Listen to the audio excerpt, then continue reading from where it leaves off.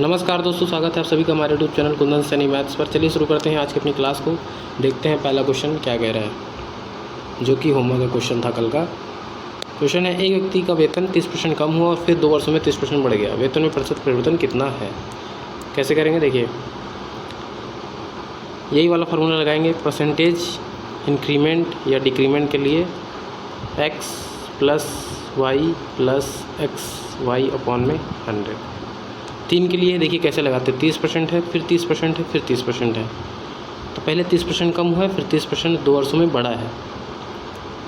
तो लगाएंगे plus 30 minus 30 minus हो जाएगा ना, प्लस माइनस 30 गुणे 30 900 बटे 100 करेंगे तो 9 आ जाएगा। 30 से 30 कैंसिल तो -9 आ गया। ठीक, अभी भी लेकिन एक 30 इसमें बाकी है, तो अब एक बार और लगा देंगे।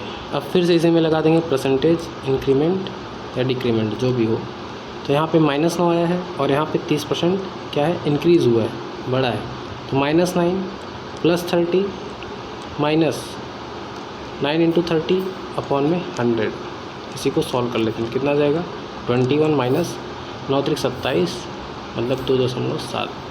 21 में से 3 घटाएंगे तो 18.3% का क्या इंक्रीमेंट। तो option number A is the correct answer for this question. जिसका भी कमेंट में आंसर ए रहा होगा तो बिल्कुल सही है। चलिए अगला क्वेश्चन देखते हैं, आज का दूसरा क्वेश्चन। 1439 मीटर लंबी एक ट्रेन 36 किलोमीटर पर आवर की चाल से चल रही है। इसे 1330 मीटर लंबे प्लेटफार्म को पूरी तरह से पार करने में कितना समय लगेगा? देखिए ट्रेन की स्पीड दिया है 36 किलोमीटर पर आवर, तो इसको हम चेंज कर लेंगे मीटर पर सेकंड में। कितना हो जाएगा, 18 दूनी 36 तो 5 दूनी 10 मीटर पर सेकंड स्पीड आ गई। कह रहा है समय, तो समय बराबर क्या होता है, टाइम इज़ इक्वल टू दूरी बटे चाल। दूरी कितना है, ये प्लस ये, तो 9 1 10 हासिल लगेगा 1 4 4 3 7 14 और 13 कितना हो जाएगा 27 अपॉन में चाल है 10 सेकंड। तो आंसर कितना आ जाएगा 277 second. Option number A is the correct answer for this question. चलिए आज का तीसरा क्वेश्चन देखते हैं।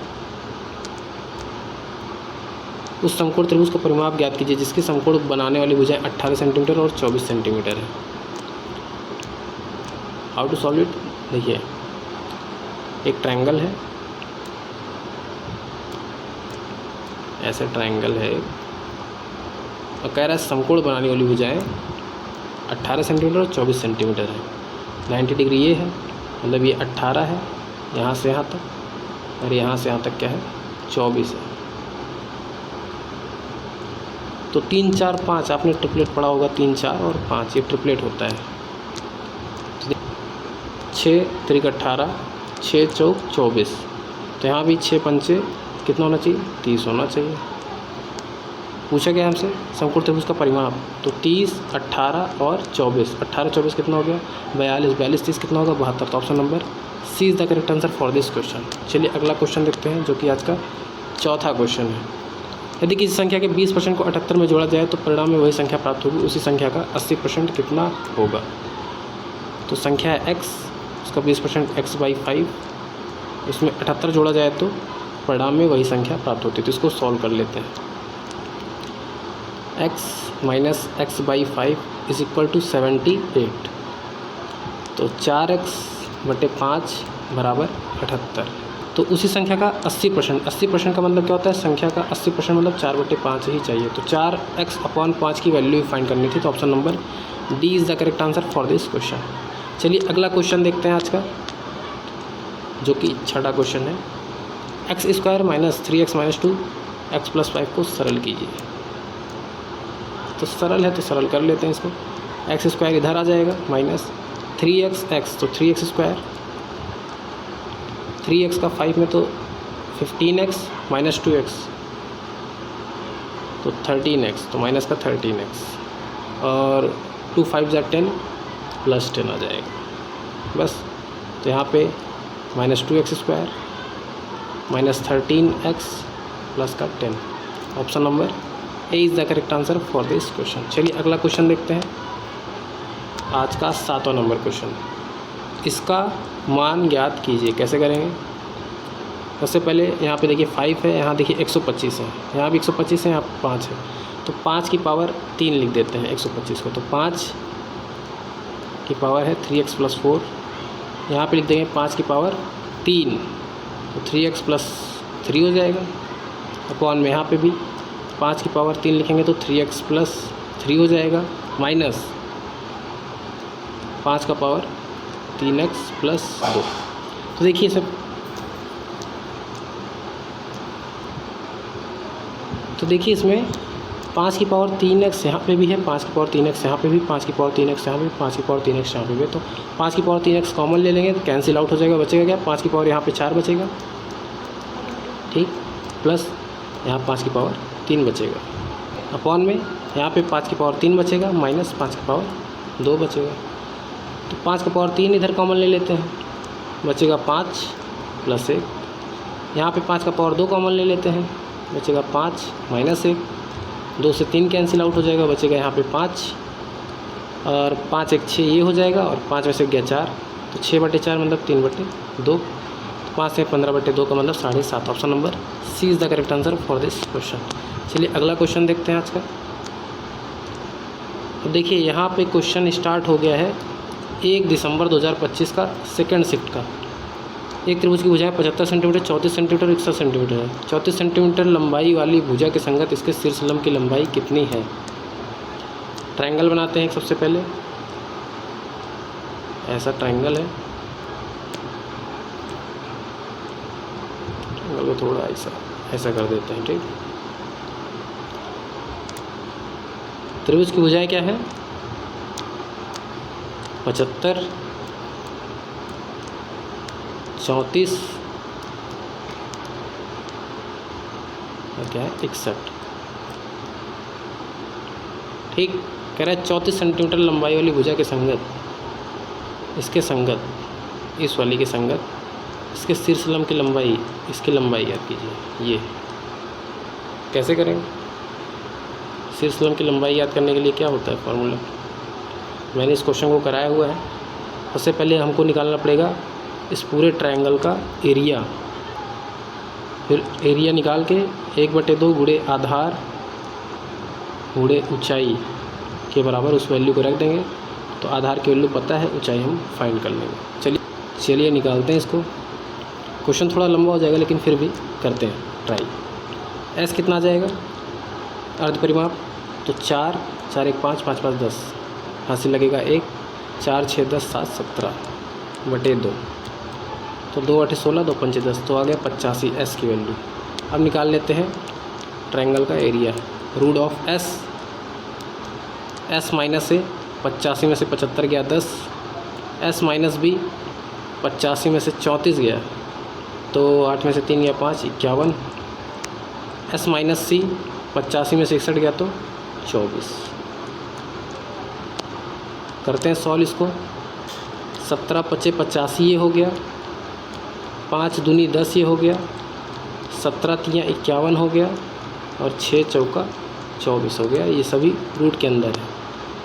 देखिए इसमें बाहर क्या आता है, बाहर आएगा 17, 17 लिख लेते हैं, 5 5 लिख लेते हैं, और यहाँ देखिए 3 दूनी 6 और 6 लिख लेते हैं, और 4 का 2, कितना आ गया 6 दूनी 12, 12 पंचे 60, 17 छक्का 102, तो 1020 सेंटीमीटर स्क्वायर ये आ गया एरिया। अब इसी एरिया को हम क्या कर देते हैं, 1/2 आधार कितना है 34 सेंटीमीटर गुणे ऊंचाई हमको फाइंड करनी है, और इसके बराबर रख देते हैं। बस अब कट कर लेते हैं, तो ये 17 आ जाएगा, और 17 छक्का 102, हाइट कितनी आ जाएगी शीर्ष लंब की 60 सेंटीमीटर। तो option number A is the correct answer for this question. देखिए क्वेश्चन अच्छा है, यू कैन स्टार मार्केट। चलिए अगला क्वेश्चन देखते हैं आज का, जो कि 9वां क्वेश्चन है। रमन की आय 12,000 है, वो अपनी आय का 27% बचाता है। यदि उसकी आय में 20% और व्यय में 15% की वृद्धि होती तो उसकी बचत में होगी। देखिए करते हैं। देखिए रमन की आय है 12,000, वो 27% बचाता है, मतलब 12,000 रुपये तो कमाता है, 27% बचाता है, तो 12 दूनी 24, 2400, और 12 सत्ते 84, 84 मतलब 840, तो 0 4 4 12 3240 रुपये क्या हो गया उसका बचत। उसका खर्चा कितना होगा, 12 में से 3 गया 9000, 8760 रुपये, इतना हो गया उसका व्यय। ये क्या हो गया बचत और ये क्या हो गया आय। अब देखिए क्या कह रहा है,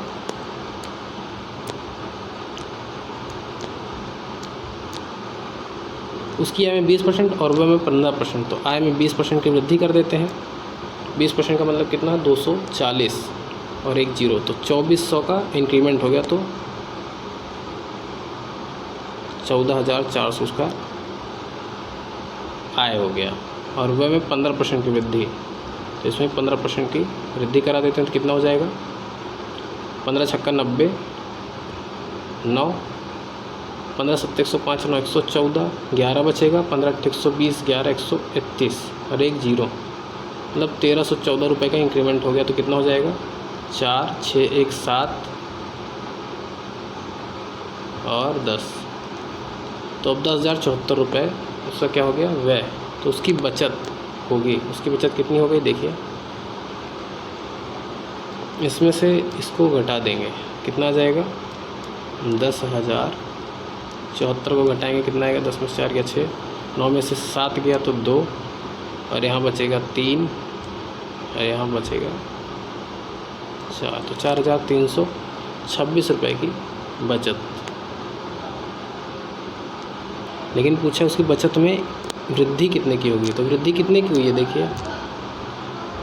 अब 4,326 में से 3,240 और माइनस कर देंगे, तो 6 8 और यहाँ पे 0 यहाँ पे 1, तो 1,086 रुपये की वृद्धि। तो option number A is the correct answer for this question.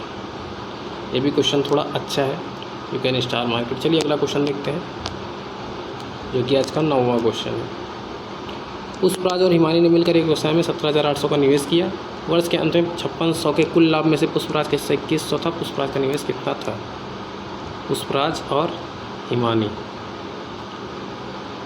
5600 के कुल लाभ में पुष्पराज का हिस्सा 2100 था, 2100 इसका है, तो इसका कितना होगा 3500। रेशियो कितना गया 7 3 21, 7 5 35, तो 3:5 का प्रॉफिट का रेशियो आ गया।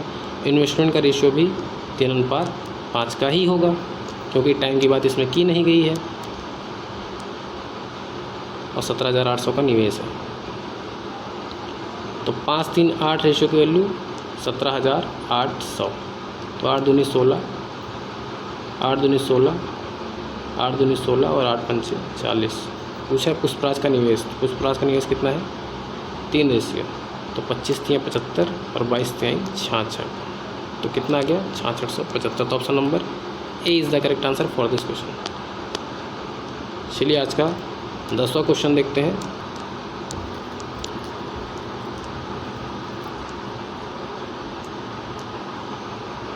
यदि a-1 का क्यूब प्लस a-4 का क्यूब प्लस a-7 का क्यूब बराबर 3a-1 a-4 a-7 है, तो a का मान ज्ञात कीजिए। करते हैं, देखिए यहाँ पे a cube plus b cube plus c cube minus 3abc कहीं ना कहीं ऐसा बन रहा है। फार्मूला क्या होता है, a cube plus b cube plus c cube minus 3abc is equal to क्या होता है, a plus b plus C, एक ब्रैकेट में दूसरे ब्रैकेट में a square plus b square plus c square minus ab minus bc और minus ca, ये formula होता है। ठीक, अब इसी फार्मूले के हिसाब से हम करते हैं। देखिए यहाँ पे a की वैल्यू a-1, b की वैल्यू a-4, c की वैल्यू a-7, तो इसकी वैल्यू 3abc के बराबर ही है, मतलब इसकी वैल्यू इसके बराबर कर दिया है, तो मतलब इससे कैंसिल आउट हो जाएगा, मतलब 0 आएगा।